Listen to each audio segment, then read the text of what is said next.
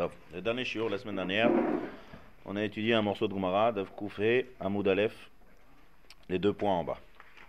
Les avant-derniers 2 points. Amar Avidi Baravin. On a étudié jusqu'à Koufé, Amoud Bet en haut.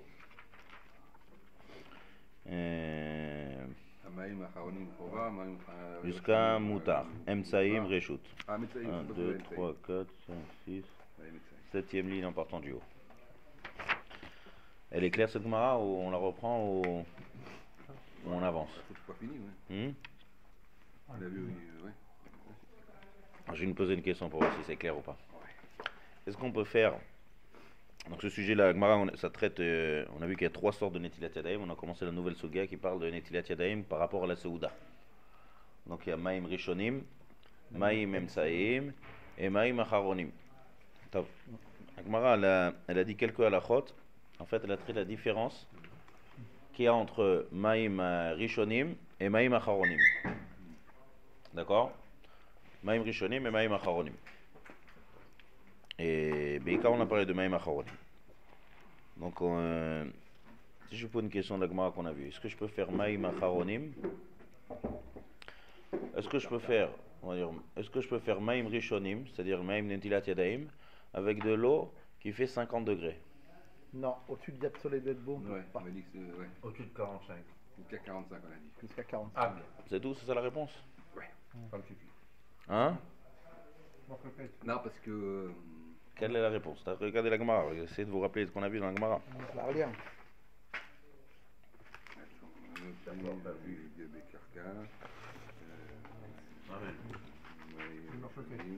Oh, ça c'est la réponse. Machloket. Ça dépend de quoi la machloket? Vous vous rappelez? Alors, comme ça, venez on reprend dans les mots. On reprend Koufé à Moudalef. La Gemara elle a donné 2 différences. Au départ, elle a dit qu'il y a une différence entre Maïm Rishonim et Maïm Acharonim. Maïm Rishonim, ça s'appelle Mitzvah, et Maïm Acharonim s'appelle Chova. Il a fait. Pourquoi ça on l'appelle Chova et ça on l'appelle Mitzvah? Chova, parce que c'était se laver les mains, c'est dangereux par rapport au sel. Mitzvah, on peut trouver des cas où on n'est pas obligé de. On a parlé de le Siba qu'on fait Maïm Acharonim, c'est à cause de Sakana, donc c'est Chova. Maintenant, pourquoi on ne dit pas les deux Chova ou les deux Mitzvah? Pourquoi on change de terme? Dans Maïm Rishonim on dit Mitzvah et dans Maïm Acharonim on dit Chova. Il y a une différence. On peut ne pas le faire. Il a fait. Je sais pas, un Khayal ou. Il a fait. Ça c'est le premier tour de Tosfot. Premier tour de Tosfot, il y a des fois où on n'est pas tour de Mitzvah de Maïm Rishonim et on est quand même Chayav de Maïm Acharonim. Maïm Rishonim c'est une Mitzvah et Maïm Acharonim c'est une Chova. Et Rashi il a même dit que Chova c'est mieux que Mitzvah. Et la raison parce que c'est Mesoukan. D'accord, on va voir aujourd'hui la Gemara dans les mots quelle est la Sakana. Donc puisque c'est Mesoukan, donc même s'il y a une raison de ne pas accomplir la Mitzvah de Maïm Rishonim comme un Khayal qui est en guerre, par contre si c'est Sakana, c'est Mesoukan. Par contre on a vu que c'était. Deuxième Siba, deuxième différence qu'il y a entre Maïm Rishonim et Maïm Acharonim, que ça on appelle Mitzvah et ça on appelle Chova. Tosfot. Le Kéli. Non, ça c'est une autre Gemara. Ça c'est Maïm Rishonim. C'est Nachon, c'est une différence. Moi je demande par rapport pourquoi on appelle ça Mitzvah et ça on appelle Chova. C'est par rapport à Maïm Saïm. Non, ça c'est une autre Gemara. Je veux dire la différence. La bracha. C'est que dans Maïm Rishonim on fait une bracha et dans Maïm Acharonim on fait pas de bracha. On peut dire Asher Kideshanu be mitzvota vetzivanu. Donc c'est une mitzvah. Par contre on dit pas Asher Kideshanu mitzvota vetzivanu sur Maïm Acharonim. Donc c'est pour ça qu'on dit pas le mot mitzvah par rapport à la bracha. Donc ou bien par rapport à la bracha ou bien par rapport à la sakana. C'est pour ça qu'on a changé le terme et on dit entre mitzvah et chova. C'est ce qu'on a vu en premier temps. Ensuite, on a vu des différences ilchatiques entre Maïm Rishonim et Maïm Acharonim. On a vu 2 différences dans 2 sujets. Première différence, comme il a dit Francis, il a commencé à parler. Quelle différence? Il faut qu'il y ait un cli pour retenir. Réceptionner l'eau, il a fait. Tandis que Maïm. Tandis que Maïm. Dans quel cas il faut un cli? Non, dans le deuxième. L'inverse. Maïm Rishonim, on peut à la ritzpan. Il a fait. Tandis que Maïm Acharonim, il faut un récipient. Et bien, il y a une idée qui dit qu'il faut que ce ne soit pas par terre. Vous vous rappelez? Il y en a un qui dit qu'il faut que ce ne soit pas par terre. Il y en a un qui dit qu'il faut que ce soit un cli. Quelle différence si je dis comme ça ou comme ça? C'est quelque chose d'intermédiaire entre les deux. Si par exemple j'ai une planche, vous avez toutes sortes de bois comme ça et je veux déverser mes Maïm Acharonim, carrelage on va dans la lacha pour l'instant. En tout cas, quelque chose qui est intermédiaire entre un cli et le parterre. c'est, je déverse là-bas mes maïm acharonim. D'après, c'est la machloquette entre les deux. Est-ce que j'ai besoin que les maïm acharonim arrivent dans un clé, ou bien non? Le principal, c'est que les maïm acharonim n'arrivent pas par terre. D'accord? Maintenant, quelle raison? Si on parle de Ruach Ra. D'accord? S'il y a de la Ruach Ra, donc on est makpid, il ne faut pas que ça arrive par terre. Il y en a un qui exige jusqu'à que ça soit dans un cli, et il y en a un autre qui dit dans le Ikar, il ne faut pas que ça tombe par terre. Tandis que Maïm Rishonim, que c'est juste une mitzvah, le Ikar c'est l'acte qu'il faut que ça arrive sur mes mains, il n'y a pas du tout de Ruach Ra sur l'eau. Et la raison que je fais, c'est pas du tout pour Sakana, donc on peut déverser où on veut les Maïm Rishonim. Ça c'est une première différence. Deuxième différence, la Gemara elle a dit, Lo Shanu, la Gemara, venez on va dans les mots là, et on va voir. Regardez les deuxièmes deux points. Maïm Rishonim, on a dit, Notlin ben bechamin ben betzonen. On peut faire ou avec l'eau chaude ou avec l'eau froide. Tandis que Maïm Acharonim, ça c'est la sefa de la Mishnah. Avant les derniers deux points, il y a deux lignes. Maïm Rishonim, vous voyez deux lignes au-dessus des derniers deux points. Maïm Rishonim notlin ben bechamin ben betzonen. Acharonim en notlim ela betzonen. Donc Maïm Rishonim, on peut faire netila que ce soit avec de l'eau chaude. Maintenant on parle de la nature de l'eau, ou que ce soit avec de l'eau froide. Tandis que Maïm Acharonim, on ne fait netila que avec de l'eau froide. Pourquoi? On va l'expliquer. Quel rapport l'eau froide et l'eau chaude? D'après ce qu'on a expliqué, Maïm Acharonim, quelle est la siba qu'on fait Maïm Acharonim? Pour enlever, pour nettoyer. Donc il faut que ça nettoie bien si jamais il y a du sel qui reste entre les mains, comme on va voir par la suite. Si c'est de l'eau chaude, elle fait rentrer la saleté au lieu de la faire sortir. Donc l'eau froide, d'accord, ça nettoie bien, donc il n'y a pas de problème. Est-ce que l'eau chaude elle risque de faire rentrer les maïm asdomit dans les mains parce que ça ramollit les mains, ça adoucit les mains. Et donc ça fait rentrer à l'intérieur. Maintenant, sur cette... Excuse de dire ça, mais j'ai eu la confirmation ce vendredi, pour un cas qui me concerne personnellement. Et il ne faut pas prendre de douche quand on a un problème de peau à l'eau chaude. À l'eau chaude. Un problème de quoi? De peau. Pourquoi? Parce qu'au lieu que ça se fait sortir, ça fait ça rentrer à l'intérieur. Tu parles d'une douche chaude? Ouais. Donc c'est comme ce qu'elle dit ici la Gemara. Si le but des Maïm Acharonim, c'est de faire sortir, d'accord, de faire disparaître le mélas domite, quand tu vas faire avec de l'eau chaude, ça va faire rentrer à l'intérieur. Maintenant, la question elle est de quelle eau chaude il s'agit, à quel degré. C'est ça que maintenant on va traiter. Alors on y va. Ravitzrak, je relis la Gemara. Amar Ravitzrak bar Yosef. Amar Rabbi Anaï. Lo shanu ela she'en ayat soledet bahen. On tourne la page en haut, koufé amoudbet. Aval ayat soledet bahem en notlin bahem. C'est-à-dire lo shanu. Bien savoir, On ne nous enseignait que. Tout ce qu'on a dit. C'est que dans le. Alors où on a dit où ce qu'on a dit? Quand Amora lorsqu'il dit lo shanu, c'est la shanu, c'est la shon Mishnah. Ça peut être ou Mishnah ou Braïta. D'accord? Maintenant la Braïta, c'est la Braïta qu'on vient de voir juste avant. Maïm rishonim notlin ben bechamin ben betzonen. Acharonim en notlin et la betzonen. Donc cette Braïta là, c'est qu'à chaque fois comment on sépare une Braïta, comment on dit, quand on a une longue Braïta et quand on a une courte Braïta. Quand on a une courte Braïta et qu'il y a deux dinim, on appelle ça le début de la Braïta, Recha. Et la fin de la Braïta, Sefa. D'accord? Recha, le début, Roche, et Sefa, sauf à Braïta. Donc sur quoi il a dit son Loshanu, tout ce qu'on a enseigné? Sur quoi il se rapporte? Sur la Recha de la Braïta ou sur la Sefa de la Braïta? Alors il y a deux Leshonotes dans la Gemara, il y a deux Amoraïm. Il y en a un qui va dire l'enseignement sur la Recha, et il y en a un qui va faire l'enseignement sur la Sefa. De quoi elle parle la Recha ici?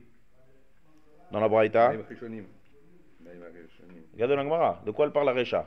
Ah, oui, Maïm Rishonim. Maïm Rishonim. De quoi elle parle la Sefa? De Maïm Acharonim. Quand on lit la Braïta, vous comprenez? On parle pas de Cham. Alors là, d'abord, la Mishnah elle nous parle de froid et chaud. Je relis la Mishnah, je relis la Braïta. C'est la Braïta qui se trouve deux lignes avant les derniers deux points. Maïm Rishonim notlin ben bechamin ben betzonen, ça c'est la Recha. Maïm Rishonim. D'accord. C'est-à-dire Netilat Yadayim, les premiers Netilat Yadayim. On peut faire Netila que ce soit de l'eau chaude ou que ce soit de l'eau froide. Ça c'est la Recha. Sefa, c'est quoi la Sefa? Acharonim. On ne te dit pas Maïm Acharonim. Tu comprends ce qu'on a déjà dit Maïm? Mais c'est pas marqué, on n'a pas nous. Ah, nous on a Amar Ravitzrak. Voilà, c'est pour ça que j'ai dit C'est pour ça que je vous ai dit que c'est avant les deux points, deux lignes. Mais on y est. Alors prenez la quatrième ligne en partant du bas. Ah, c'est pas là, celui-là. Voilà, après le mot kinsa. Vous voyez? Maïm Rishonim Notlim Ben. Quatrième ligne en partant du bas. Maïm Rishonim Notlim Ben, ok. Ben Bechamim, c'est Ben pas deux Bechamim. C'est bon? lignes, ouais. Ok, c'est Ça, 4 c'est un morceau de Braïta, ça. Ça, c'est la même valeur que le Mishnah. Acharonim en Notlim Ela Voilà. Betzonen. Ça, c'est la Recha et ça, c'est la Sefa. Donc, on reprend. Recha de la Braïta, Maïm Rishonim. Ici, la Gemara ne nous a pas dit Tanoura Banan. En fait, ça aurait été mieux de dire Tanoura Banan. Mais quand on te dit ici Maïm Rishonim Notlim, c'est en fait un morceau de Braïta, mais la Gemara ne dit pas que c'est une Braïta. Elle ne dit pas Tanoura Banan. Ça aurait été bien de mettre ici Tanoura Banan. Mais donc, c'est une Braïta. Maïm Rishonim Notlin Ben Berchamin Ben Betzonen. D'où je sais que c'est une Braïta, parce qu'on ne dit pas le nom d'un Amora. Quand on ne dit pas le nom d'un Amora, ou bien on met Tanoura Banan, ou bien on met Tnan, ou bien on dit comme ça un enseignement et tu comprends de toi-même que c'est une Mishnah. Donc la Recha, on te dit, la Recha de la Braïta, Maïm Rishonim, chaud ou froid. Tu peux faire Netila avec chaud ou froid. Maïm Acharonim, que froid. Chaud, comme on vient d'expliquer, l'eau chaude, elle fait rentrer la saleté à l'intérieur. Maintenant, sur cette Braïta, il y a un enseignement d'un Amora qui s'appelle Rav Yitzhak Bar Yosef. Là, c'est les deux points. Les deuxièmes deux points en bas, la dernière ligne. Amar, Rav Yitzhak Bar Yosef, Amar Abiana, et Loshanu, ce qu'on a enseigné. Alors, et là, donc il y a un enseignement. Il ne dit pas sur quoi c'est Choser. C'est Choser sur la Recha ou c'est Choser sur la Sefa. Parce que dans la Recha, on te dit un enseignement positif par rapport à l'eau chaude que tu peux faire avec l'eau chaude. Dans la Sefa, c'est un enseignement négatif qu'on ne fait pas avec l'eau chaude. Donc maintenant, lorsqu'il vient te dire la nature de l'eau chaude, sur quoi il se rapporte? Sur l'enseignement positif ou sur l'enseignement négatif? Et il va y avoir une différence. À mon avis, c'est sur le négatif. Alors on va voir dans la Gemara. D'abord, l'enseignement, c'est quoi? Tout ce qu'on a dit eau chaude, on parle de l'eau chez En Ayad Soletet Baen. C'est-à-dire que Yad Soledet, on a dit que c'est la main qui ne supporte pas, donc c'est à partir de 45 degrés. Donc tout ce qu'on a enseigné, là maintenant on est choser sur la Recha de la Mishnah. La Braïta. C'est-à-dire techniquement, au-dessus de 45 degrés, ça brûle. tu peux faire Netila. C'est-à-dire quoi? Quand on dit Yad Soledet d'eau, c'est-à-dire si tu laisses ta main à l'intérieur, ça va être très difficile. Mais faire une Netila rapide, tu peux vite verser sur la main, c'est bon, ça c'est supportable. D'accord? Quand on dit Soledet insupportable au-dessus de 45, c'est si tu laisses ton doigt à l'intérieur. Mais faire Netila, c'est possible. Donc maintenant on va expliquer l'enseignement par rapport à la Recha. C'est quoi la Recha? Recha, c'est Maïm Rishonim. Maïm Rishonim, tu peux faire chaud ou froid.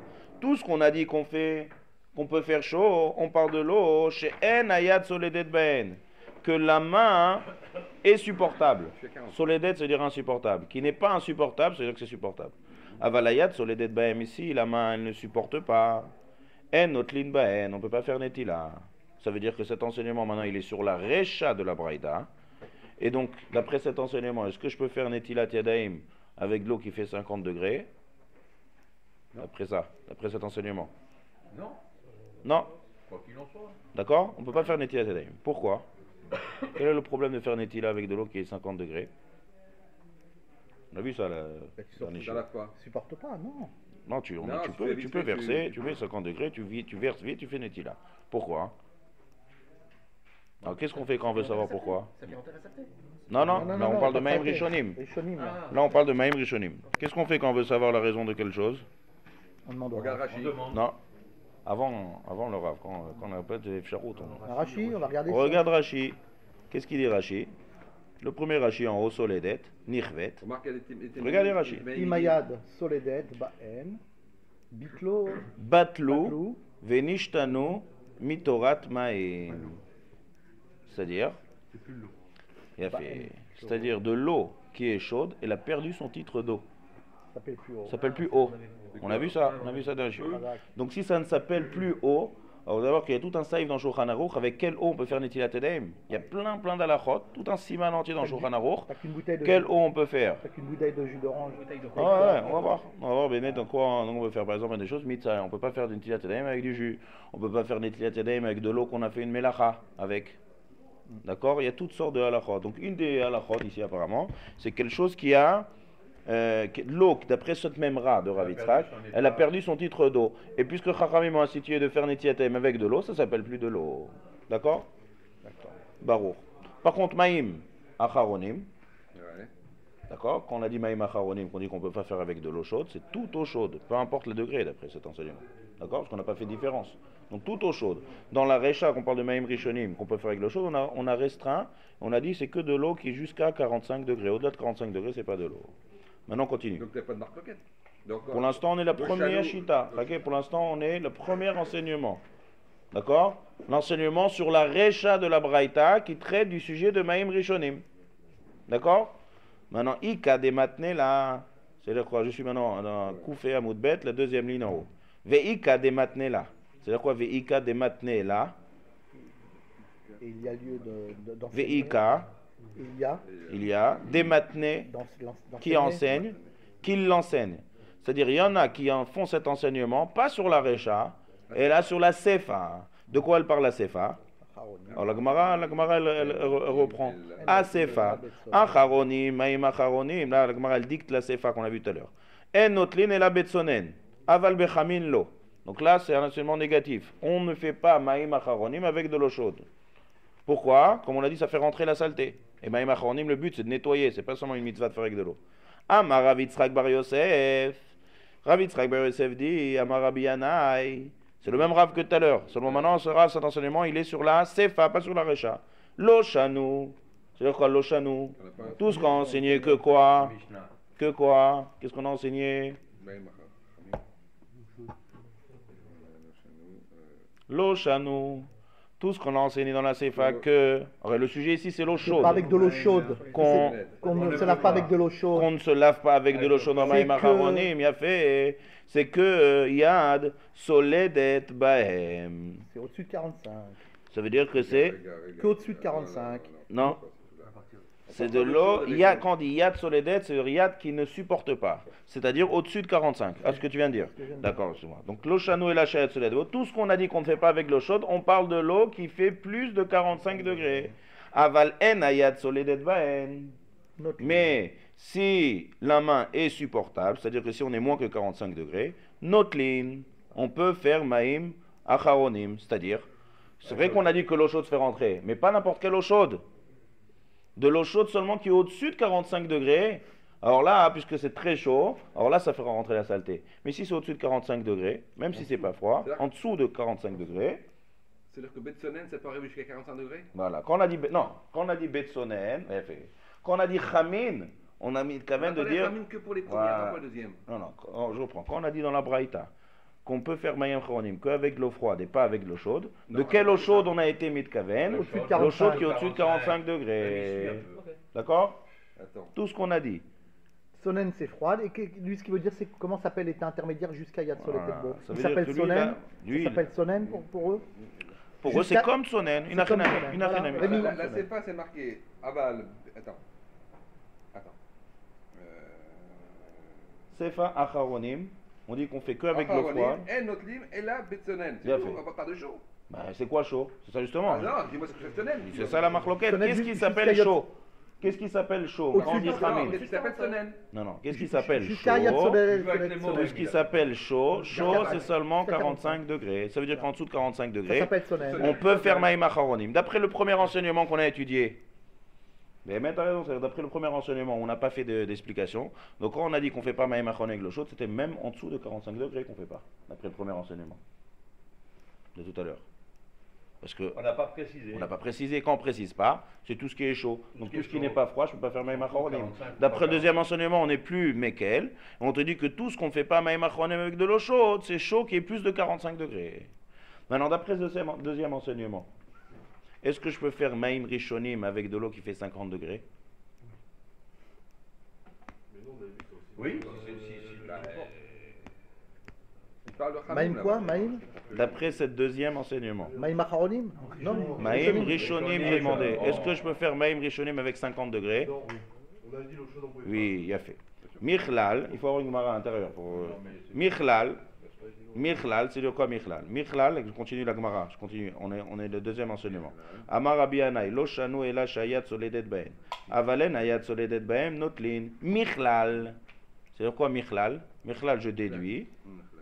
La Rishonim. Des Rishonim, que les premières. Afal pi shayat soledet bahem. Même si c'est au-delà de 45 degrés, moutar. Pourquoi? Parce qu'on n'a pas précisé, encore une fois, si l'enseignement, il se rapporte que sur la Sefa, donc tu me précises la nature de l'eau chaude, qu'on ne fait pas Maïm Acharonim, je n'ai pas parlé de Maïm Rishonim. Donc si je n'ai pas parlé de Maïm Rishonim, on te dit tu peux faire et eau froide et eau chaude, on n'a pas fait de distinction, même si c'est au-delà de 50 degrés, tu peux, d'après cet enseignement. Avec des gants. D'accord? Donc quand je vous ai demandé tout à l'heure, est-ce que je peux faire Maïm Rishonim avec de l'eau qui fait 50 degrés?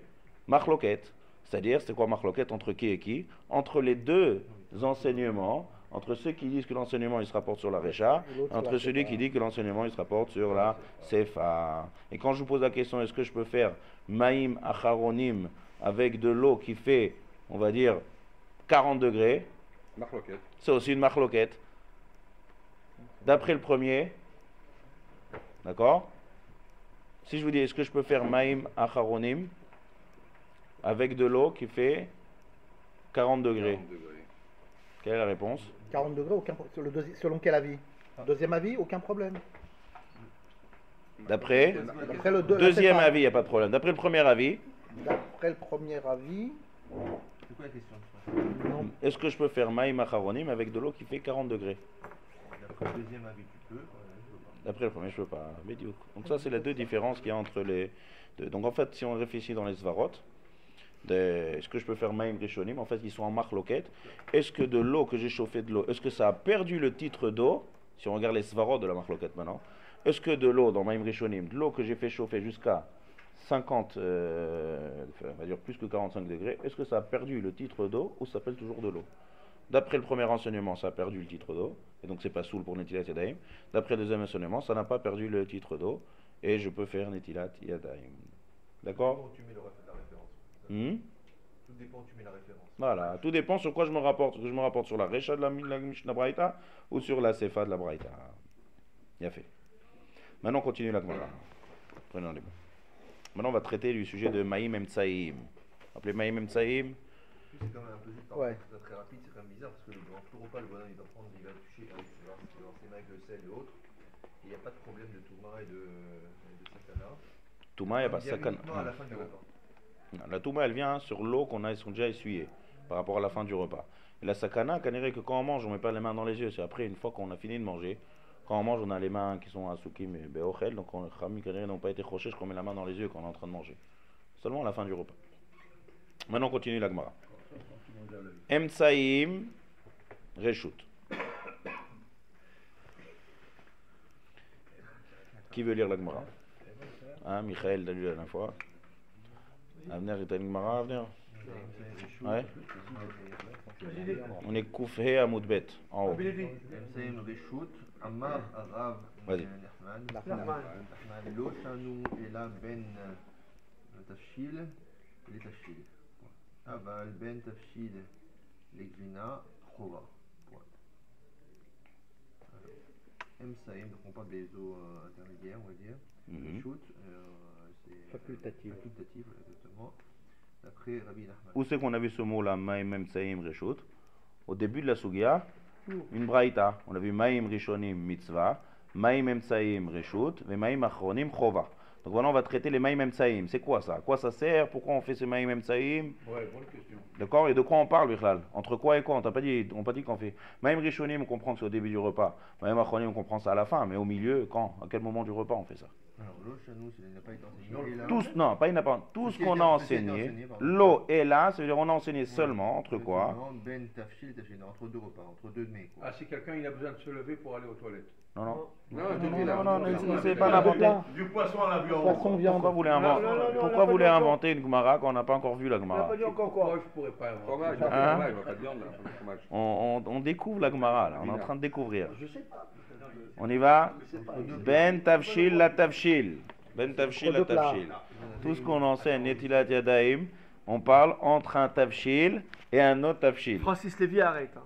D'accord? Entre un Tavshil et un autre Tavshil. On Aval. parle bien d'un plat cuisiné. Laissez-le lire la Gemara, expliquer. Aval. Entre un plat et du fromage, Chova, c'est une obligation. D'accord? Donc là, vous avez compris la Gemara? Très difficile à comprendre, Gemara. Vous allez voir, c'est pour ça qu'il y a un beau Tosfot à droite. En haut à droite, il y a un long Tosfot. On va l'étudier ensemble, doucement, doucement. Et on va essayer d'expliquer cette Gemara. Il faut décortiquer cette Gemara. Maintenant, pour l'instant, on a juste lu. Et aussi, si vous voyez, il n'y a aucun Rashi. Sur cette Gemara, sur ce morceau de Gemara, il n'y a aucun Rashi qui explique. Donc quand il n'y a pas Rashi, qu'est-ce qu'on fait? On va voir Tosfot. D'accord? Et là, Tosfot va nous expliquer deux pirushim, une marloquette entre les Rishonim, comment expliquer cette Gemara. Et vous allez voir que ça a un rapport très fort entre la Suga d'avant. D'accord? Entre la Suga d'avant, entre Bassar et Khalav, les Suga qu'on a étudiées la semaine dernière.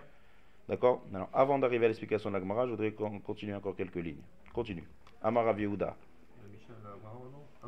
Rien à voir, on va revenir à Maïm Acharonim, on explique ce morceau et après on revient à la Gemara. Donc Rabbi Yehuda, fils de Rabbi Chaya, Mipnema Amrou Maïm Acharonim Chova. Pourquoi nous avons dit Maïm Acharonim c'est Chova? Chez Mélar, c'est Dom, à cause du sel de Sdom. Yesh, chez Masmi. Chez Melach Sdomit Yesh, il existe un Melach Sdomit. Chez Messamé, Siman, Souma, qui rend aveugle. Ça affaiblit les yeux. Voilà. Amar Abaye, Ou Mishtakar.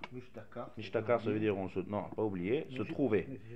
Ashkar en araméen, c'est trouver. Mishtakar qui.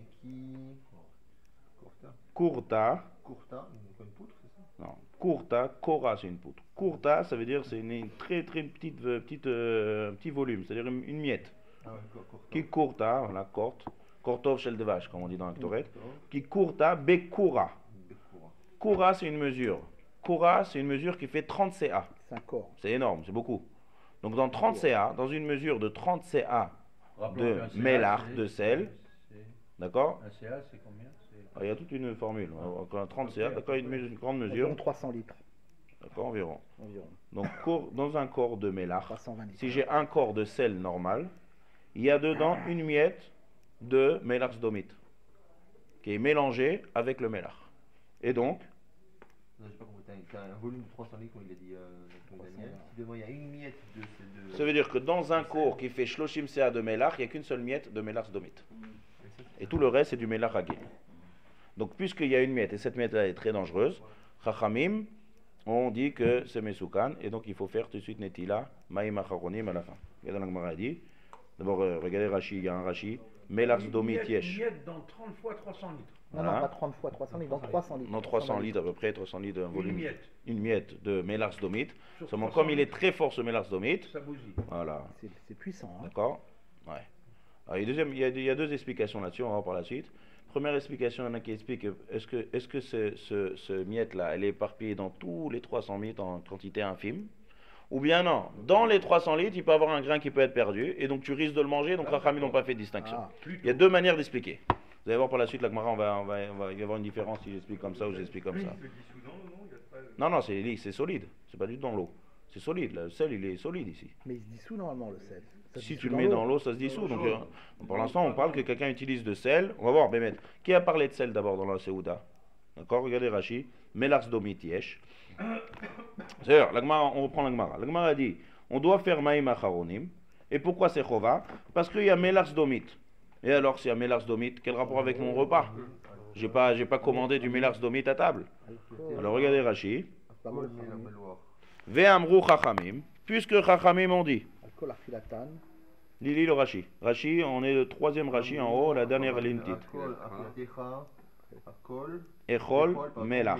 Donc dans tout ce que tu manges, il y a du sel. Chachamim ont dit dans tout ce que tu manges, il faut que tu amènes du sel. D'accord. Bechevan, c'est Mais Kevan des Naga. Parce qu'on utilise régulièrement du vin. Voilà. Du sel. Du sel, pardon. Qui adar. Qui adar. Yahiv Yado. Aïnaïm. Lorsqu'il va mettre maintenant ses mains dans les yeux, mais ça met les hauts. Il risque d'être avec ce Chamesoukan. Ou le Fichach, c'est pour cela. Sarich les notlan. C'est pour ça qu'il faut faire Netilat Yadaim. Donc ça veut dire qu'à chaque repas il y a du sel. Chachamim ont dit qu'à chaque repas il faut manger du sel. Donc puisqu'à chaque repas, le repas, il faut amener du sel. Ça c'est une raison quand on fait Netilat Yadaim, on fait motzi, on trempe dans le sel. Kol achilatra echol melach. Pourquoi chaque fois qu'on fait motzi, on trempe la tranche de pain dans le sel. Pas seulement Shabbat, tout le temps. D'accord? Tout le temps il faut amener du sel. Quand on fait un les motzi. eaux d'en haut et d'en bas se sont séparées. Top. Les eaux d'en bas elles sont pleines. C'est Kvar de Tamim. En tout cas, il faut amener du sel. Kol Je achilatra echol melach. il mangera, il Donc aura si à chaque repas, il faut du sel, donc quand on fait maïm acharonim, il faut nettoyer parce que dans le sel, comme on vient d'expliquer, dans un cours, il y a un risque. Donc il y a deux pirouchim. Ou bien on dit que cette quantité infime, elle est éparpillée dans toute la quantité de sel. C'est-à-dire c'est éparpillé dans tout le sel. Dans chaque morceau où je touche, il peut avoir une petite quantité infime. Ou bien non, le sel, il reste normal. Mais à l'intérieur, il risque d'avoir cette corte-là à l'intérieur. Mais comme tu ne sais pas, est-ce que tu as touché ou tu n'as pas touché, ça fait que, comme on dit, ça fait que de Raïta la Khomra. Donc ça fait que Sakana aussi la Khomra. On parle du sel après le. On parle du sel, on parle après la Seouda. L'événement de Sdom que. Non, il provient de Sdom. Non, c'est du sel qui vient de Sdom. Rien à voir avec l'histoire de l'eau. On parle de l'endroit. L'endroit, c'est l'endroit, l'origine, ça vient de Sdom. Il y a Mamelach. Hein? Une grande Touma là-bas, c'est ça qu'on dit? Non, c'est pas de la Touma. Ici, pour l'instant, on est dans le Tam Pachou de Sakana. D'accord? Puisque dans le sel, il y a des Sakana. Tosfot, on a vu le Tosfot la semaine dernière, qu'aujourd'hui, c'est plus cher. Aujourd'hui, on sait que le sel, on ne l'amène pas de Yamamelach et du Sdom, même Yamamelach, il n'y a plus ce Melach de Sdom. Donc aujourd'hui, il n'y a plus ce Tam. On a vu qu'il y a un deuxième Tam dans Maïm Acharonim qui est Mitzad Ruach Hatuma, Ruach Ra, ça c'est une autre histoire. On va voir ça avec lui. Tosfot, il dit on ne fait plus Maïm Acharonim. Maintenant encore un morceau de Mara. Il n'y a plus de sel de Sdom Il a disparu le sel là? Oui, il ne se trouve plus. Tosfot, il dit la dernière fois Eno Matsui Benenu. On a lu le Tosfot ici, le dernier chiot. La mer morte, c'est quoi? C'est pas Sdom, la mer morte? Oui, c'est à côté de Sdom, mais aujourd'hui il ne se trouve plus ce Melach dont la Gemara parle, il ne se trouve plus. c'est un Melach À nous, spécial, j'ai eu quoi. la chance de Tosfot en haut, à nous les fiches En Melach Sdomit Matsui Benenu. Il ne se trouve plus parmi nous, donc il n'y a plus de Sakana, donc on n'a pas besoin de faire Maïm Acharonim. On va voir, ça c'est la Teshita de Tosfot qui pense qu'il n'y a que ce Ta'am. Il y a des Rishonim mais d'autres endroits qui disent que Bémet, il y a des autres Ta'amim dans Maïm Acharonim. On va aller voir quand on va faire la halakha, quand on va arriver à la halakha, on va traiter puis on va développer. Maintenant on continue encore quelques lignes de Gemara. Amarle Ravacha. Béré, des Rava. Les Ravashi. Donc il a dit ça à Ravashi. Kol, Melach, Maï. Kal Milcha, c'est pas Kol, c'est Kal. Kal Milcha, Maï. Tout le sel, c'est quoi? De quoi on parle? C'est de quoi Kal Milcha?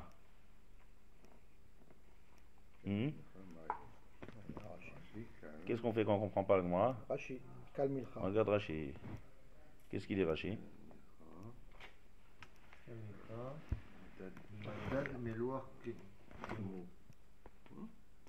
Vous avez le Rashi? Kal Milcha.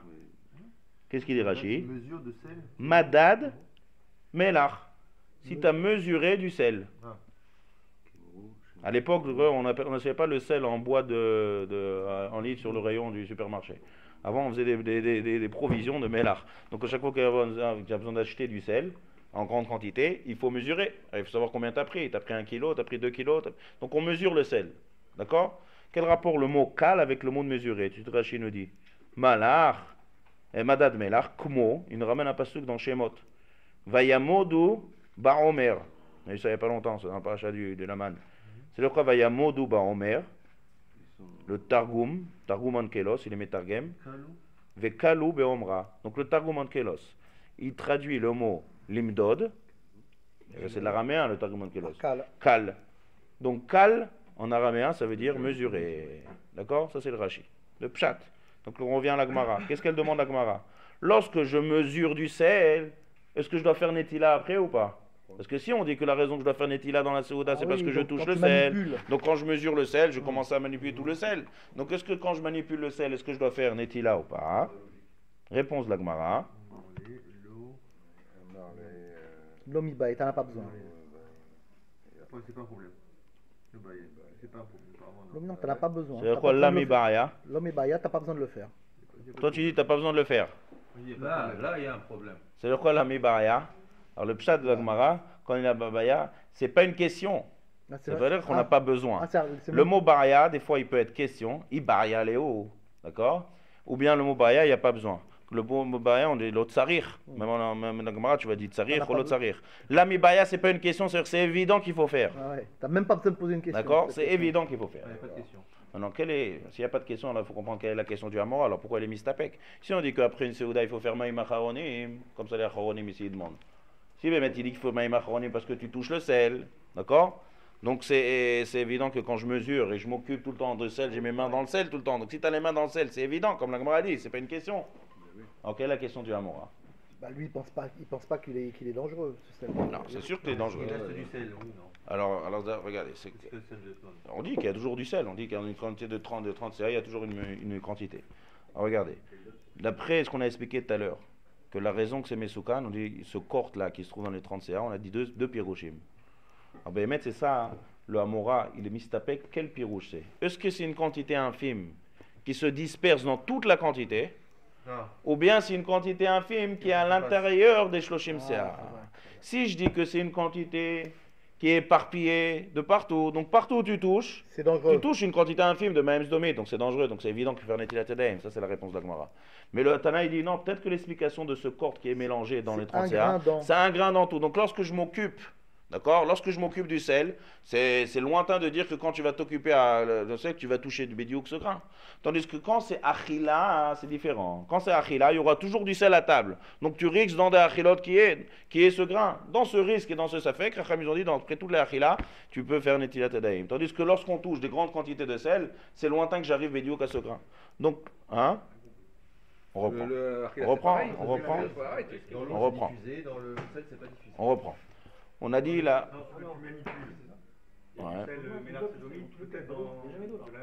On reprend, je reprends la tête. On a dit que dans le Melach, il y a Melach Sdomit. La Gemara elle dit, ce Melach Sdomit, on ne parle pas que tout le Melach est Sdomit. On dit dans une grande quantité de CA, il y a un grain qui est dispersé. Maintenant, on a demandé, c'est quoi ce que la Gemara, le Tana, le Hamora, quand il pose cette question, il demande, ce grain-là, de quoi on parle? Est-ce qu'on parle un grain perdu dans tout le CA? On parle d'un grain qui est éparpillé en fait, qui est pas dissous, c'est solide, en fait qui se disperse dans tous les shloshim CA. C'est-à-dire n'importe où tu vas toucher dans les shloshim CA, tu vas toucher une quantité infime de Melach Sdomit. Si je dis que c'est une quantité infime qui est partout, donc c'est sûr que si tu touches et tu manipules le sel, c'est sûr qu'il faut faire Netilat Maim Achronim. Ça c'est la réponse de la Gemara, c'est évident qu'il faut faire. D'accord? Tandis que si je dis que c'est un grain qui est perdu dans les shloshim CA, alors dans ce cas-là, hein, pourquoi Chachamim m'ont dit qu'après la Seouda? Parce que dans toutes ces Seoudotes que tu vas faire, forcément une des Seoudotes, tu vas tomber sur ce grain. Donc puisque tu ne sais pas quand est-ce que tu vas tomber, Chachamim ont dit après toutes les Seoudotes, tu fais Maïm Achronim, ça fait que d'Oraïta la Khumra, ça fait que Sakana la Khumra. Tandis que lorsque tu manipules, tu manipules toujours des grandes quantités de sel. Donc la chance que tu vas tomber à chaque fois que tu vas manipuler du sel sur ce grain infime, elle est beaucoup plus rare. Donc sur ça, on n'aurait pas besoin de faire Maïm Achronim. Non, je suis pas d'accord.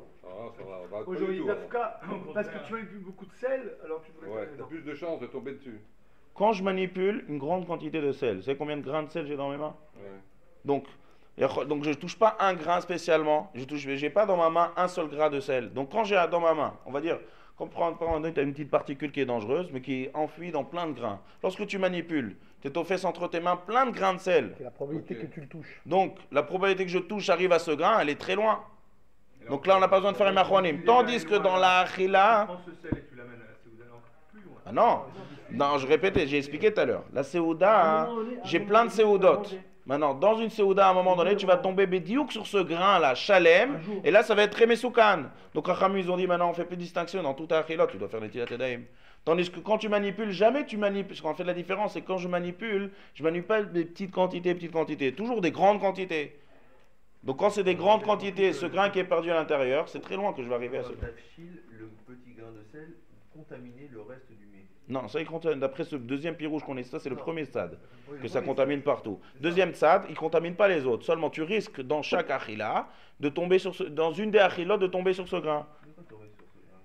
Il y a un grain qui est perdu dans une séance CA. Tu sais pas quand est-ce qu'il va le tomber. Tu parles du grain de sel. Du grain de sel dangereux. Quand on manipule le sel. Tu parles de ce cas-là? Tu parles du cas où on manipule le sel, du cas où... C'est pas de moi, c'est de Bac plus là. Qu'est-ce que tu demandes Est-ce que on parle du cas, il y a deux cas, il y a le cas où on parle du tafchil, le cas où on manipule le sel, d'accord? Lorsque le grain de sel, il est dans le tafchil, on contamine tout le tafchil, c'est ça qu'on a dit? Où tu as vu tafchil ici? Ici, on parle du sel à table. Amener du sel à l'état dur et naturel à table. On ne parle pas du tout de tafchil ici. Hein? J'étais pas là-bas. Moi, je pensais que lorsqu'il... Avenir, c'est clair ou pas? On parle pas de sel dans un tafchil ici. On parle du sel à l'état. À un moment, tu vas arriver à Oh, on parle du sel à table. Il y a du sel ici. Il y a une salière. Tu es 30 ans, mais après tu vas y arriver. À un moment, tu vas probablement y arriver aussi à le toucher ton âme. Non, mais c'est ça ici le chidouche. L'explication ici, c'est que quand tu manipules beaucoup de grains en même temps. Donc même s'il y a le grain de sel qui est dangereux ici, tu as entre tes mains plein de grains de sel. Tu n'as pas le grain de sel qui est seul. On prend quand tu as le grain de sel qui est seul, et ça va se retrouver à table dans une des achilotes, c'est dangereux. Même dans un petit récipient comme ça, il se trouve, poissard comme tu es, tu as ce grain de sel là-dedans. Alors maintenant, ça peut être le premier repas ou mais avec voilà. le dernier. Donc Rachamim, on dit qu'on ne fait pas. Voilà. Maintenant, tu évites tous les problèmes, tu manges sans Tu sel. fais netila à chaque maïm macaroni. Et tu fais vraiment macaroni, c'est dernier. Ok. D'accord? Donc ça c'est le sujet. Ça c'est le sujet de maïm acharonim à cause de la sakana de Melach. D'accord? Maintenant on revient. Pas clair? Non, je vais comprendre. On parle de manipulation de sel. On a dit tout à l'heure qu'on amène du sel à table. Il y avait deux cas. Il y avait le cas de manipulation du sel et le cas où. Les deux cas, c'est du sel à l'état naturel. Un, c'est du sel que j'amène à table dans une salière, et l'autre, c'est du sel qu'on amène, on manipule en quantité. Les deux, ça part du sel à l'état dur. Puisqu'il y a mélangé en demande du mélar sdomite et c'est mesoukan. Donc, maskana, que tu t'occupes du sel. Donc, la Gemara, en fait, elle a opté pour la deuxième option, que cette particule-là, elle est répandue dans toute la quantité de sel. Et donc n'importe quel, donc maintenant c'est plus mouvan dans la Seouda, c'est plus mouvan quand je mesure. Dans tous les cas de figure où je vais toucher le sel, il y aura une quantité infime de mélarge domite. Donc que tu le touches ou que tu es dans la Seouda, dans tous les cas de figure où je touche ce sel, il faut que je fasse netila après que j'ai mesuré. Donc je ne vois pas à cause de la sakana de mélarge domite. Maintenant on revient à Maïm Emtsaïm. D'accord? On revient à Maïm Emtsaïm. Alors, vas-y, reprends la Gemara.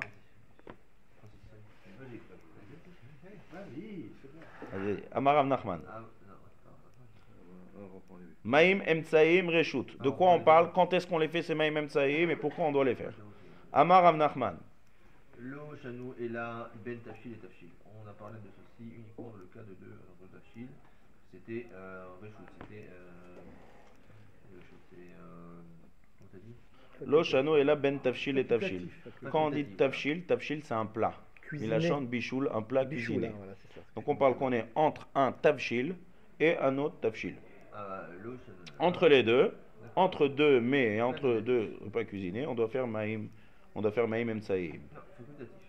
Oui, facultatif. C'est maïm, il est facultatif de faire des maïm emtsaïm. Aval, entre tafshil et gvina. Gvina, c'est du fromage. Là, c'est chova. De quoi on parle? De quoi on parle? Il n'y a pas du tout. Il n'y a aucune explication. Lorsque dit ici le mot tafshil, un plat de quoi? Un plat d'épinards, un plat de viande, un plat de lait. Il n'y a rien marqué. C'est pour ça qu'on est obligé de voir Tosot pour essayer de comprendre ce qu'on vient de lire. On ne comprend rien pour l'instant. Alors, on va lire Tosot. On va lire Tosot, on va voir qu'il y a deux pirouchim. Avant de faire le Tosot, il faut faire une akdama, un petit peu se rappeler de ce qu'on a étudié dans la Souga d'avant.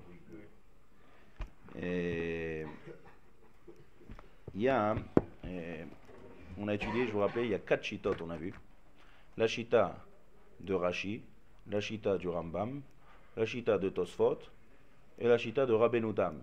Alors ça, on l'a dit brièvement la semaine dernière, mais je veux bien vous le répéter pour qu'on a besoin de ça pour comprendre le Tosfot. Parce que Rabbeinu Tam ici va parler. Alors je vous rappelle, il y a d'abord viande et après lait. Et il y a d'abord lait et après viande. Maintenant, tout ce qu'on a parlé dans la Souga d'avant, on parle de viande, quand on parle à chaque fois viande, lait, on parle des morceaux de viande proprement dit, et on parle du morceau de laitage proprement dit, un morceau de gvina, un morceau de fromage, du lait, d'accord? Des choses proprement dit. Seulement on veut manger un après l'autre. Alors si je commence par la viande, et après je veux manger du lait, alors venez on voit d'abord les 4 chitotes, quand c'est d'abord viande et après lait, et après quand c'est d'abord lait et après viande. Alors, d'après le Rambam et Rashi, en fait, on va partager ça en deux. Il y a Rambam et Rashi d'un côté, voilà, et il y a Tosfot et Rabbeinu Tam d'un autre côté. Si je mange la viande, et après je vais manger du lait, d'après Rambam et Rashi, 6 heures. il a fait. Je dois attendre 6 heures. Oui? C'est clair, je dois attendre 6 heures entre la viande. Si je commence par le lait et après je fais de la viande, et après je vais manger de la viande, qu'est-ce qu'il faut faire? Tout le monde, trois T'attends, choses. t'attends. Trois choses. Netila, Voilà, mais qui t'attends noir, ve'adacha. Mais Pas besoin d'attendre. Pas besoin d'attendre. Il a fait, ça c'est comme ça la lacha, Shulchan Aruch, Rambam, Rashi. Rambam et Rashi. Ça c'est clair, ça c'est pas chose, c'est évident. Peu importe. Même si c'est du. Quinoa. Même si c'est Gvina. Gvina d'abord, et après. Avec un aliment nettoyé. De Gvina, pas de Et rincé. comme ça. Non, tout ce que tu manges d'abord. Ouais. Voilà, tout ce que tu commences par l'étage et après c'est la viande, il faut nettoyage, comme on a dit, netila kinor vadacha. Ça c'est Barour, c'est clair, ça c'est le Rambam et Rashi. Seulement comme on va ne va pas rentrer dans les détails, qu'il y a différence dans l'explication. Rashi et Rambam, un il dit c'est la digestion, l'autre il dit c'est les dents. C'est clair? Clair? Maintenant, Tosfot et Rabbeinu-Tam. Alors Tosfot, vous savez, Rabbeinu-Tam, on l'a fait trop vite la semaine dernière, on l'a dit rapidement, on va répéter ici maintenant. C'est le plus cool. Dans Bassar. Alors d'abord, Tosfot, si je mange de la viande et après je veux manger du lait, Pas d'attente. d'accord? Trois choses. Alors qu'est-ce qu'il faut? Est-ce que j'ai le droit de manger du lait après de la viande? Non. Après la viande, pour lui, oui, tout de suite. J'ai le droit tout de suite? Qu'est-ce qu'il faut me préciser? Il faut me Là, il faut préciser. faire le- il faut La terminer. Gemara, elle a dit. Il faut débarrasser Oui, la débarrasser, il faut qu'il y ait rien Il a d'autre. fait. La Gemara, elle a dit Achal Basar Asur Lechol Gvina, c'est-à-dire quoi? Asur dans la même Seouda. Mais si tu changes D'accord. de soda ou tu nettoies. Il a fait. Maintenant, si je change de Seouda, j'ai fini. Et il faut, comme moi, on a le droit directement, il n'y a pas besoin d'attendre 6 heures. Ça, c'est Tosfot. Si je commence par le lait et après la viande, Attends, par contre, on a quand même nettoyage avec Tosfot. Regarde, là, j'arrive à ça, là. Si maintenant je fais de lait et après la viande, d'après Tosfot, Il n'y a aucun problème de. sans nettoyage, Après la Tu parles de quoi? viande. De Tosfot? Ça dépend s'il fait jour. Non. De quoi? d'après Tosfot, je reprends, d'après Tosfot, la troisième chita, si je mange de la viande et après je vais manger du lait, on a dit, dans la même Seouda, j'ai pas le droit. Une autre Seouda, dès que je termine ma Seouda, j'ai débarrassé, j'ai fait Birkat Amazon, je peux manger du laitage après, tout de suite après, pas besoin d'attendre 6 heures. Maintenant, lorsque c'est l'inverse, réfléchissez avant et dites les réponses. Les viandes nettoyage. et tu peux Quand manger c'est direct. d'abord le lait et après la viande, Nettoyage et tu peux manger. il a fait. Soit nettoyage, Ça peut être la soit même Birkat Seouda. Amazon. Soit, Nettoyage, soit Birkat Amazon est débarré. non, Non, tout le non, Birkat nettoyage. Amazon, c'est d'abord la viande et après le lait. Quand c'est le lait et après la viande, C'est c'est le début de la nettoyage. souga qui a dit moutar, c'est la souga qu'il faut nettoyer entre le lait et la viande. Il a fait. Paro, ça c'est Tosfot. Maintenant, on avait une si je dois nettoyer Oui. entre le lait et la viande, donc c'est sûr que même si je commence par la viande et après je fais le lait, il faut aussi nettoyer. Donc même si j'attends une autre Seouda et je fais une Seouda, il faut nettoyer dans tous les cas de figure d'après Tosfot. Ça c'est la Chita de Tosfot. Chita de Rabbeinu-Tam, elle est encore plus cool. C'était que les mains. Chita de dans les Rabbeinu-Tam, il a fait. Chita de Rabbeinu-Tam, si je commence à manger de la viande et après je veux manger du lait, d'accord? Et que je suis dans une même Seouda, est-ce que je peux manger ou pas? faut nettoyer tes Il a mains. fait. Si je nettoie, même dans la même Seouda, j'ai le droit. C'est-à-dire que d'après Rabbeinu-Tam, lorsqu'il y a marqué Achal Basar, Asur Lechol Gvina, lorsqu'il y a marqué Achal Basar, Asur Lechol Gvina, c'est-à-dire quoi Asur? Sans nettoyage Voilà. dans la même Seouda. D'accord? Sans nettoyage dans la même Seouda. Ça, c'est Asur. Mais si tu nettoies, tu peux même dans la même Seouda. Maintenant, si Béhémet, le din de Assour, ça m'enseigne dans Bassar et après Khala qu'il faut se nettoyer. Donc toute la souga de nettoyage d'après le Rabbeinu-Tam, elle va, c'est le seul qui pense comme ça, que le nettoyage pour lui, de quel sujet ça parle le nettoyage? D'abord viande et après lait. Donc quand je suis dans l'inverse, lait et après viande, il n'y a rien besoin de nettoyer. D'accord? Seulement on a précisé que Netila il faut, Netila après la quand question même, d'Aravitra qui a fait. Mais de nettoyage de la bouche, quand c'est d'abord lait et après Attends, viande, Netila que dans les viandes pour Rabbeinu-Tam. lait et viande, on a besoin de pour faire viande, que mais Netila. pour viande, lait, pour Rabbeinu-Tam, on est d'accord qu'il faut les Il faut trois. nettoyage total, ça c'est la souga qu'on a vue avec Rakinoir et Adacha. Donc d'après, Ou fin du repas, changer de repas. ou bien changer de repas. Il a fait, si je change de repas, il n'y a pas besoin de Il est encore nettoyage. plus cool là. Rabbeinu-Tam. Ça c'est la chita de Rabbeinu-Tam. Mais en fait, il y a deux clans. On voit Rambam et Rashi d'un côté et Rabbeinu-Tam et Tosfot d'un autre côté. C'est clair, ça c'est les 4 chitotes qu'on a vus. Là, on l'a vu la semaine dernière. Maintenant, venez, on commence le Tosfot. Quel est le pshat d'abord de la Gemara? Il faut d'abord comprendre le pshat Pashut. Lo shanu, tout ce qu'on a dit qu'on fait Maïm Rishonim, et la ben tavshil et les tavshil. Alors je vous lis doucement le Tosfot. On va voir les athlètes, le suivez bien dans les bons. Tosfot à droite, il n'y a qu'un seul Tosfot. Omer Rabbeinu Shmuel. Rabbeinu Shmuel, c'est un des Rishonim. D'accord? Omer Rabbeinu Shmuel. Hein? D'accord, Rabbeinu Shmuel. Des Maïré. Il me semble. Maïré, non. Maïré, c'est quoi Maïré? On parle, on est Tosfot en haut à droite. Maïré, on parle. Ouais. Maïré. Maïré, ça veut dire parler. Donc c'est quoi des maïré? Ici, de quoi on parle? Ici, on comprend même pas de quoi on parle. Quand tu dis tafshil, tafshil, tu parles de quoi? Un plat de quoi? Un plat de poisson, un plat de viande, un plat de lait, de quoi? Un plat de quoi? Cuisiné. Qu'est-ce qu'on a cuisiné? Donc, Maïré, on parle. Bishnehem shel basar. Deux plats de viande. Les deux, ils sont viande. Ou bien, Shnehem shel gvina.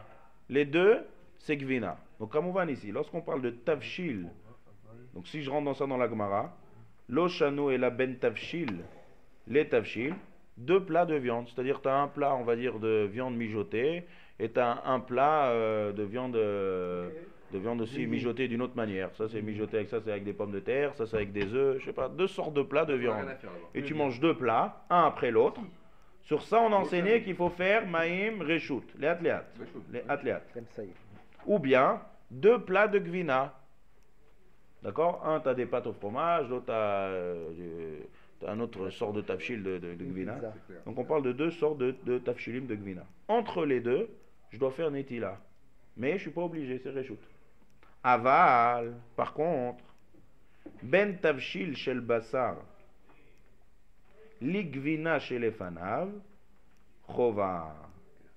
Là, il explique la Gemara. C'est-à-dire que quand la Gemara, elle a dit ben tavshil ligvina, explication de la Gemara, on parle de gvina d'abord et après tavshil chez le basar. D'accord? Il y a plein. Donc je relis maintenant la Gemara. Ça, c'est son explication. Là, c'est Rabbeinu Tam. Ça, c'est pas Rabbeinu Tam, c'est Rabbeinu Shmuel ici. Non, mais ici. Doucement. Doucement. Non, je lis la Gemara et je lis le pshat de Rabbeinu Tam, de Rabbeinu Shmuel dans les mots. Amar Rav Yehuda, tout ce qu'on a dit qu'on doit faire maïm, emtsaïm, et la ben tavshil, les tavshil. Ça veut dire quoi? Quand on parle de tavshil, il faut bien comprendre. Si je dis tavshil chez le bassar, ça veut dire que c'est un plat cuisiné avec de la viande. Si je dis tavshil chez le gvina, c'est un plat cuisiné avec du gvina. Si je dis gvina, c'est du gvina proprement dit. Si je dis bassar, c'est du bassar proprement dit. Donc maintenant, écoutez bien. Lorsque je dis maintenant tafshil shel bassar, on ne parle pas de poisson ici du tout. Donc maintenant, si Béhémet, le mot tafshil, si je dis tafshil, je vous dis un exemple. Par exemple, j'ai une daf et je cuis de la viande avec des pommes de terre. Donc lorsque je dis tafshil shel bassar, si c'est marqué dans la Gemara comme ça, achal tafshil shel bassar, on ne parle pas que j'ai mangé tout le plat, avec la viande inclus, parce que sinon tu as qu'à me dire achal bassar. Donc ici on parle d'un cas où tu manges un morceau de pomme de terre. D'accord? Quand je dis achal tafshil shel bassar, on ne parle pas de la viande. On ne parle pas mon assiette qui est tout le tafshil avec de la viande inclus. On parle que j'ai que du tafshil. J'ai mangé que la chose qui a été cuisinée avec la viande, mais pas la viande elle-même. Elle est pas parvée, la pomme de terre, d'accord. Elle a le goût de viande. Au tout début, là, on découvre que ce que c'est un plat. Léat. Donc maintenant, un morceau on parle d'un morceau de pomme de terre, on va dire par exemple, qui est cuit avec de la viande. Donc si je mange un morceau de pomme de terre, c'est ça le pirouche, achal tavshil shel basar. Quand c'est de la viande, on dira achal basar. Quand c'est du gvina, on dira achal gvina. Quand c'est tavshil shel gvina, par exemple, c'est quelque chose qui a été cuisiné avec du gvina, mais je ne mange pas la gvina proprement dite. Maintenant, venons voir dans les mots. Lo shanu et la ben tavshil, les tavshil. Entre un tavshil et un autre tavshil. Les deux sont de viande. Tu as mangé deux tavshilim de viande. Entre les deux, tu dois faire netila. Ou bien, deux tavshil de gvina. C'est-à-dire un tavshil de gvina et après un tavshil de gvina. Aval ben tavshil li gvina. Comment vous expliquez maintenant, Sigmara? C'est quoi ben tavshil li gvina? J'ai mangé une pomme de terre de viande et du fromage. Qu'est-ce que j'ai mangé en premier? Fromage. Le rabbin Shmuel dit bien, tu as commencé à manger avec le fromage et après avec la viande. Pourquoi il n'explique pas, comme le pshat de la Gemara, que c'est ben tavshil, d'abord de manger le tavshil qui est bessari, et après j'ai mangé de la gvina? Alors il continue le Tosfot. Tosfot, il dit, regardez Tosfot. Je reprends Tosfot. Omer Rabbeinu Shmuel, de maïre ben shnem shel basar ou shnem shel gvina. Aval ben tavshil shel basar. La gvina chez les fanav, c'est-à-dire que si je commence par le gvina et après je veux manger un tavshil de basar, c'est chova. Chova de quoi? Qu'est-ce qui est chova? De faire netila entre les deux. C'est pas reshout, là c'est chova. Deux plats de viande entre les deux, la netila elle est reshout. Un morceau de gvina et après je mange un tavshil de basar, la netila tiadaim elle est chova. Aval, la gvina chez la charav, loka amar. N'explique pas la memra de Rav Nachman que c'est d'abord un tafshil de bassar et après un morceau de fromage. Pourquoi? De afil ou benetilat yadaim. Même si je fais netilat yadaim, ce sera assour le'echol ad seuda acheret. On ne pourra pas manger bichlal la gvina après un tafshil de bassar. Kede amar leel, comme on a dit en haut, achal bassar, assour le'echol gvina. Comme on a dit en haut, quelqu'un qui a mangé de la viande, c'est assour de manger du gvina derrière. D'accord? Donc forcément, quand il y a marqué ici dans la Gemara qu'il faut faire netila entre tafshil de bassar et gvina, forcément j'ai commencé par le gvina. Et là je suis obligé de faire netilat yadaim entre gvina et tafshil shel bassar. Maintenant c'est évident, si on a étudié en haut que si j'ai mangé de la viande et après je mange du lait, je ne peux pas le manger, il faut attendre la prochaine souda à 6 heures, ou comme le création chez Shitot. Donc c'est évident que tafshil shel bassar et après je ne peux pas manger du gvina. Alors non, ici le chidouche il est que le tafshil de bassar, un pomme de terre qui a été cuit avec de la viande, c'est comme la viande. C'est-à-dire, après ce qu'on avait expliqué tout à l'heure, il faut attendre. De la même manière qu'après de la viande, il faut attendre une autre séouda, chacun selon son pérouche, pour manger du lait. Pareil, même si je mange un tafshil de bassar, il faut aussi attendre après ce pérouche. Ce qui est surprenant, c'est que personne n'a réagi. Pourquoi on doit faire des tilat yadaim entre la viande, tout le monde se dit entre. Très bonne question. Très bonne question. C'est réjoute. Très bonne question. D'après ce. Maintenant, on résume. On résume cette chita. Il a fait. En fait, ce que tu demandes, c'est que. Si on résume maintenant l'explication de la Gemara d'après ce Tana, d'après cette explication de Rabbeinu Shmuel, Maïm Emsaïm Reshut, entre deux plats, les mêmes, de viande. D'accord? Ça, c'est une halakha, qu'il y a un même Emsaïm, il faut aussi Reshut. Par contre, il y a Chova. Deuxième chose qu'on a appris, c'est qu'un morceau de pomme de terre ou de choses qui a été cuit avec de la viande, ça a le même titre que la viande. C'est un chidouche ça aussi, j'aurais pu dire que c'est différent ici. Quelqu'un qui mange un morceau de pomme de terre, qui a dit qu'il faut attendre 6 heures. Peut-être que quand on a dit qu'on attend 6 heures, c'est qu'un morceau de viande. Peut-être que la pomme de terre, c'est pas comme la viande. D'après ce Rishon là, il explique que tafshil, vous allez voir qu'il y a d'autres explications par la suite. Mais pour l'instant, ce Rishon, lui, il pense que le tafshil qui a été cuit avec de la viande, ça a le même titre que de la viande et qu'il faut attendre entre la viande. Donc pendant la Gemara, de quoi elle a parlé? Chova. Si je commence par le gvina, donc je commence par l'étage, et après je fais le tafshil, là c'est chova. Et que le chidouche, ça aussi on a vu qu'il faut nettoyer. Non, peut-être que là il ne faut pas nettoyer, si c'est du tafshil c'est peut-être plus calme. La Gemara dit non, c'est chayav. D'accord? C'est chayav, même si on commence par le gvina et on prend un tafshil de bassar, tafshil bassar ou bassar, nettoyage. Donc d'après, c'est un chidouche, j'aurais pu croire.